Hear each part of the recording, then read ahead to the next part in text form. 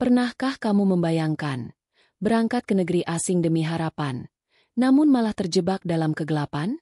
Inilah kisah tentang keberanian seorang TKI muda yang awalnya hanya ingin mengangkat derajat keluarga, tapi justru terperangkap dalam sindikat kejam di negeri orang. Di balik luka dan ketakutan, ia menyimpan harapan. Dan di balik dinding penjara, ia menanam keberanian untuk melawan. Cerita ini bukan hanya tentang penderitaan, tapi tentang perjuangan, tentang bangkit, dan tentang bagaimana keyakinan bisa menjadi cahaya di tengah kegelapan. Simak kisah lengkapnya sampai akhir.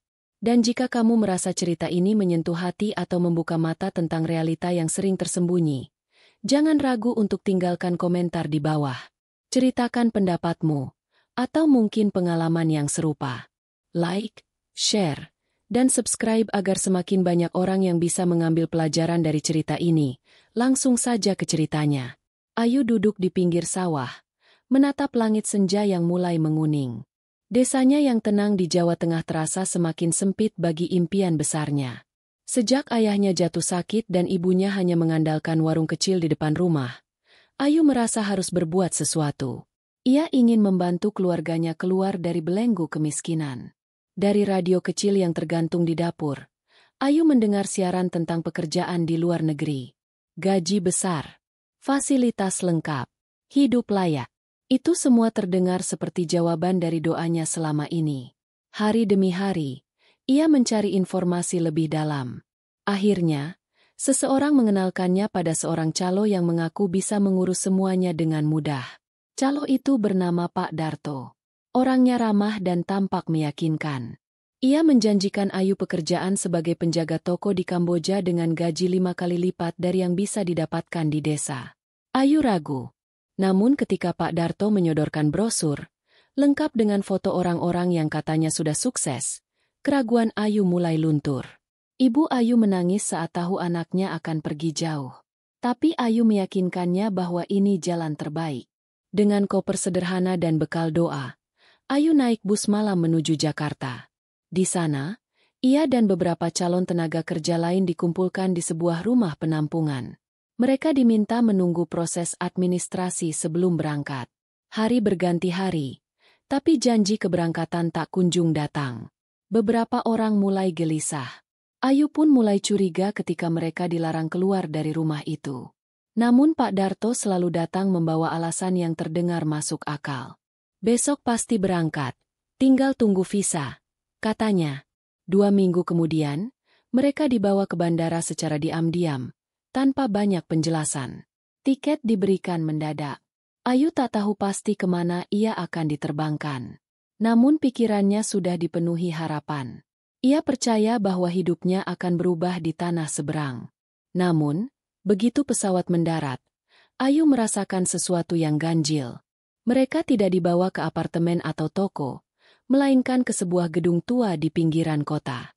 Di sana, seorang pria asing menyambut mereka dengan wajah dingin. Ia berbicara dalam bahasa yang Ayu tak mengerti, namun nada suaranya keras dan menekan. Ponsel mereka disita, paspor diambil. Dan hari itu, Ayu menyadari, ia bukan lagi seorang calon pekerja, tapi tahanan. Hari pertama di gedung itu seperti mimpi buruk yang tak berujung. Ayu dan belasan orang lainnya ditempatkan dalam satu ruangan sempit, tanpa jendela, tanpa kebebasan. Lampu menyala terus sepanjang malam, membuat mereka tak tahu siang atau malam. Setiap pagi, pintu dibuka oleh pria bertubuh besar yang hanya berkata, "Kerja." Mereka digiring ke lantai atas, ke ruangan penuh komputer dan headset. Ayu duduk di depan layar dan mulai diberi skrip. Isinya adalah skenario tipu daya untuk menjerat korban-korban dari luar negeri agar mentransfer uang. Berpura-puralah menjadi customer service. Bujuk mereka. Rayu mereka. Targetmu minimal 5 orang per hari, kata seorang supervisor sambil menatap tajam.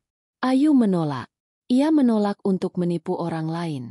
Tapi penolakannya dijawab dengan satu tamparan keras. Wajahnya memerah. Air mata jatuh. Namun yang lebih menyakitkan adalah ketakutan yang merayap perlahan ke dalam dirinya. Hari-hari berikutnya, Ayu mulai menghafal skrip demi menghindari siksaan. Ia berpura-pura patuh. Namun hatinya terus menjerit. Ia tahu ini bukan pekerjaan, ini perbudakan. Di antara mereka yang tertawan, ada juga yang sudah menyerah. Ada yang menjadi informan bagi sindikat demi kenyamanan semu. Ayu tak bisa mempercayai siapapun. Suatu malam, ketika listrik mati sebentar akibat hujan deras, Ayu diam-diam membuka laci meja tempat supervisor biasa duduk. Di sana, ia menemukan tumpukan paspor. Matanya membesar saat melihat namanya sendiri. Bersama dengan paspor orang-orang yang hilang entah kemana. Detik itu juga, Ayu tahu dia harus keluar. Harus bebas. Apapun risikonya. Namun keluar dari tempat itu bukan perkara mudah. Setiap pintu dijaga. CCTV di mana-mana. Bahkan mereka tidur dalam ruangan yang hanya bisa dikunci dari luar. Tapi Ayu tidak menyerah. Ia mulai menghafal pola penjagaan, memperhatikan kapan penjaga lengah, kapan mereka pergi merokok di luar. Ia mencatat semuanya dalam pikirannya. Satu-satunya yang masih bisa ia percaya adalah teman sekamarnya, Nisa, seorang perempuan muda dari Sumatera. Mereka mulai saling berbisik pelan saat malam datang, membuat rencana, membagi tugas, dan mencari celah. Namun, di saat mereka hampir yakin akan mencoba melarikan diri, tiba-tiba Nisa dipanggil ke ruang atas. Beberapa jam kemudian, ia kembali dengan mata bengkak, tubuh gemetar, dan tak berkata sepatah kata pun. Ayu hanya bisa memeluknya diam-diam, dan bertanya dalam hati, apakah semuanya sudah terlambat? Setelah malam itu, Nisa berubah. Ia lebih pendiam, lebih waspada, dan sering menolak bicara saat Ayu mencoba mengajaknya berdiskusi. Namun Ayu tahu, ketakutan itu nyata. Dan dalam ketakutan itu, masih ada bara kecil yang belum padam. Ayu tak bisa menunggu lebih lama. Ia tahu, jika terus berpura-pura, ia akan perlahan hilang dalam sistem sindikat ini. Maka, ia mulai bertindak diam-diam. Setiap malam, ketika semua tertidur, Ayu berpura-pura ke toilet dan mengamati lorong-lorong gedung. Ia mulai hafal suara langkah para penjaga, waktu mereka berganti shift, dan lokasi kamera pengintai yang buta. Suatu malam, Ayu menemukan sesuatu yang sangat berharga.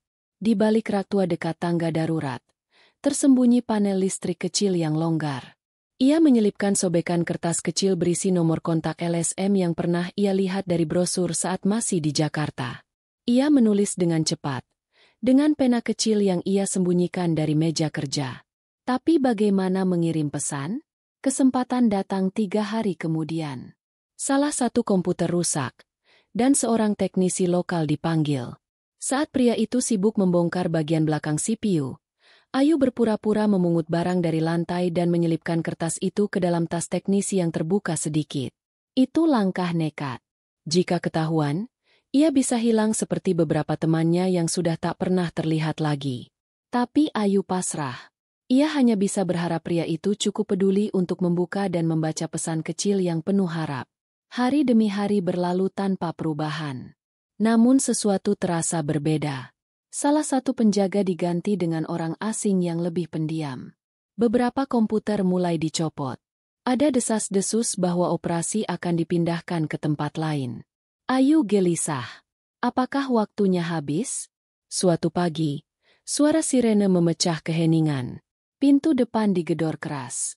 Jeritan dan teriakan membahana di lorong. Ayu dan Nisa berpelukan. Tak tahu apa yang sedang terjadi. Beberapa pria berseragam menyerbu masuk.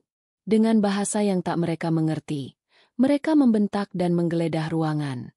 Penjaga-penjaga sindikat ditahan. Komputer dirusak. Kabel diputus. Ayu berdiri membeku. Salah satu pria berseragam menghampirinya dan menunjukkan foto sobekan kertas yang ia selipkan ke dalam tas teknisi. "Ini kamu?" katanya dalam bahasa Indonesia yang terbata. Ayu hanya mengangguk, dengan air mata yang jatuh tanpa suara. Gedung itu kini sunyi. Tak ada lagi jeritan. Tak ada lagi perintah kasar. Ayu duduk di dalam mobil yang membawa mereka keluar dari tempat yang selama ini menjadi penjaranya. Nisa di sampingnya, masih menggenggam erat tangan Ayu, seolah takut semua ini hanya mimpi. Mereka dibawa ke sebuah kantor imigrasi lokal, dijaga ketat oleh aparat berseragam. Di sana, mereka diberi makanan hangat dan pakaian bersih untuk pertama kalinya dalam berbulan-bulan. Namun ketenangan itu terasa canggung. Seolah tubuh mereka sudah terlalu lama terbiasa dalam tekanan. Beberapa perwakilan dari Kedutaan Indonesia datang menemui mereka. Wajah-wajah asing, tapi penuh simpati. Ayu sulit mempercayai siapapun. Ia masih terus menoleh ke belakang, seolah bayangan sindikat itu bisa muncul kapan saja. Bahkan saat diberi jaminan bahwa ia aman, hatinya tetap waspada. Pemeriksaan berlangsung lama. Setiap korban diminta menceritakan ulang kejadian yang mereka alami. Ayu melakukannya dengan suara pelan tapi jelas. Ia menceritakan semuanya. Dari pertemuan dengan Pak Darto hingga bagaimana ia menyelipkan pesan di dalam tas teknisi. Petugas mendengarkan dengan saksama dan mencatat setiap detail. Namun luka yang tertinggal bukan hanya pada tubuh, tapi juga dalam jiwa. Malam hari di penampungan, Ayu sering terbangun karena mimpi buruk. Ia teringat wajah-wajah teman yang hilang, suara cambukan, dan rasa takut yang menghantui setiap langkah. Nisa pun tak jauh berbeda. Ia lebih sering duduk termenung, menatap langit tanpa bicara. Tapi satu hal yang membuat mereka bertahan adalah keberadaan satu sama lain. Dalam diam, mereka tahu, mereka selamat karena tidak menyerah sendirian. 2 minggu kemudian, proses pemulangan dimulai. Mereka diangkut bersama kelompok lain, sebagian besar perempuan muda dari berbagai daerah di Indonesia. Di dalam pesawat, Ayu menatap keluar jendela, melihat awan-awan putih berarak pelan. Udara kebebasan terasa asing. Tapi harapan mulai tumbuh, meski perlahan. Setibanya di Jakarta, mereka disambut oleh petugas dari kementerian. Kamera televisi dan wartawan mencoba mendekat. Tapi Ayu memilih menunduk. Ia tak ingin dikenal karena luka. Ia ingin dikenal karena keberanian. Saat akhirnya ia kembali ke desanya, semua terasa berbeda. Rumah kecil itu tetap berdiri sederhana. Tapi pelukan ibunya kini terasa jauh lebih hangat. Tangis mereka pecah, menyatu dalam keheningan pagi yang lembut. Namun Ayu tahu, hidupnya tidak berhenti sampai di sini. Beberapa bulan berlalu sejak Ayu kembali ke desanya. Banyak tetangga menyambutnya dengan senyum simpati. Namun tak sedikit pula yang hanya berbisik dari jauh. Beberapa orang penasaran. Beberapa memilih diam. Tapi Ayu tidak peduli. Ia tidak kembali untuk menjadi pusat perhatian. Ia kembali untuk bangkit. Dengan tabungan sisa bantuan pemulangan dan pelatihan singkat dari lembaga sosial, Ayu memulai sesuatu yang kecil. Ia membuka usaha makanan ringan di teras rumah. Mulanya hanya menjual gorengan dan kue basah buatan ibunya. Tapi dengan tekad dan kesabaran, usaha itu mulai berkembang.